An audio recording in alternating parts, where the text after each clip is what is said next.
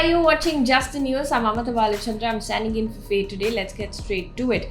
On to our top story now. Finance Minister Nirmala Sitharaman today has said that the cabinet has cleared the formation of the country's first ever bad bank, which is basically to address the problem of non-performing assets, which are loans basically that people have taken from public sector banks that people essentially are not paying back. Now, the finance minister has announced that the government guarantee of up to 30,600 crore rupees for security receipts issued by the National Asset Reconstruction Company Limited will be given. In order to solve the problem of people not repaying loans, the government has now basically created a bad bank in which all of these loans that will never be paid back will be moved into that bank, and the government is financing it with that money. Meanwhile, according to data by National Crime Records Bureau, Delhi has logged the maximum number of murder cases among other metros in 2020. It was followed by Bengaluru, Chennai, Mumbai and Surat. In terms of rape cases, Delhi has accounted for the maximum number of cases again at 967, which is 38% of the total 2,533 cases.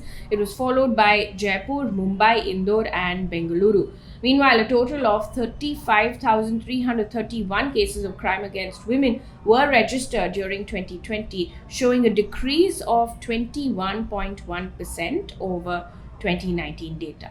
Also in the news, Prime Minister Narendra Modi inaugurated new Defence Ministry offices in Delhi and hit out at the critics of the Central Vista project. Now, he said that those who are attacking the Central Vista project would conveniently remain silent as 7,000 employees of the Defence Ministry and the armed forces shift to the two new multi-story office complexes. Now, the defence office complexes are part of the 20,000 crore rupee Central Vista project.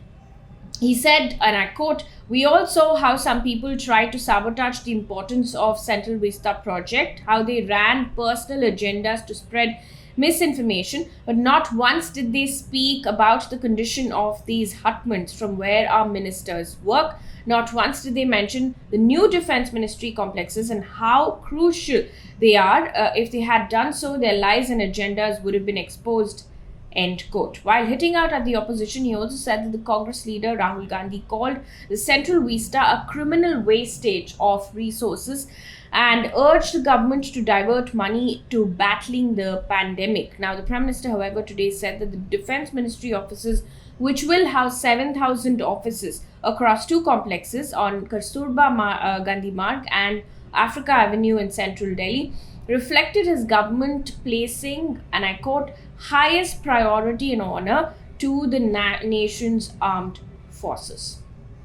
Also, Gujarat Chief Minister Bhupendra Patel's new cabinet took oath today. The list of cabinet ministers included Rajendra Trivedi, Jitu Waghwani, Rishikesh Patel, among others. On to COVID news now. India reported 30,570 new COVID cases and 431 deaths in the last 24 hours. Kerala, in the meantime, has reported a bulk of those cases, 22,182 new COVID cases and 178 deaths in the last 24 hours. Now, Assam has meanwhile announced that schools for class 10 will be reopened from Monday, which is the 20th of September. Assam Chief Minister Himanta Biswa Sarma has asked the authorities of all the schools to ensure that all employees and workers are fully vaccinated. On to news from the world of business. According to the UN Conference on Trade and Development report, India is expected to grow at 7.2% in 2021, but economic growth could decelerate next year. It says the report also says that India suffered a contraction of 7% in 2020 and is expected to grow 7.2% in 2021.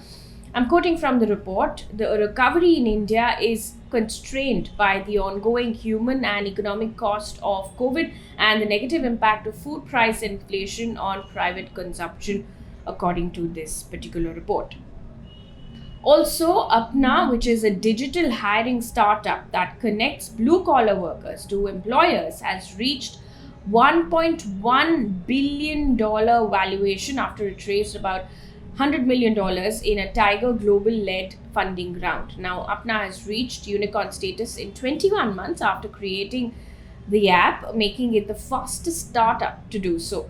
Now, Apna has also become the 27th startup this year to get the unicorn status. Moving on to news from across the world now, in an effort to counter China, the UK, US and Australia have announced a historic security pact in the Asia Pacific. Now, it will be led by Australia, which will build a nuclear-powered submarines for the first time using technology provided by the US. Interestingly, New Zealand and Canada are not part of this new security pact. New Zealand's long-standing nuclear-free policy also means that Australian submarines developed under the deal are banned from New Zealand waters.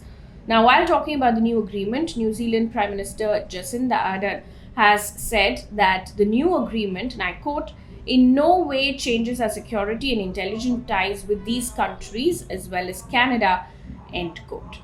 Also in the news, a 6 magnitude earthquake has hit southwestern Sichuan province of China, leaving at least 3 people dead and 60 others injured. Now, rescue operations are underway and over 3,000 people have been mobilized for the same. On to news from the world of sports now. Virat Kohli has announced on Twitter that he will step down as India's T20 international captain after the ICC T20 World Cup in the UAE and Oman in October. In a statement, Virat Kohli has said, and I quote, "After a lot of contemplation and discussion with my close people, Ravi Bhai and also Rohit, who have been an essential part of the leadership group, I have decided to step down as the T20 captain after this T20 World Cup in Dubai in October," end quote. Kohli will continue to be a part of India's T20 international team, however, as a player. Now, before we wrap up, we leave you with positive news. Hayley, a 29-year-old bone cancer survivor, has become the youngest American in space after SpaceX launched the world's first all-civilian human spaceflight into Earth's orbit, which is the Inspiration 4. She's also the first person in space with a prosthesis, a titanium rod in her left leg.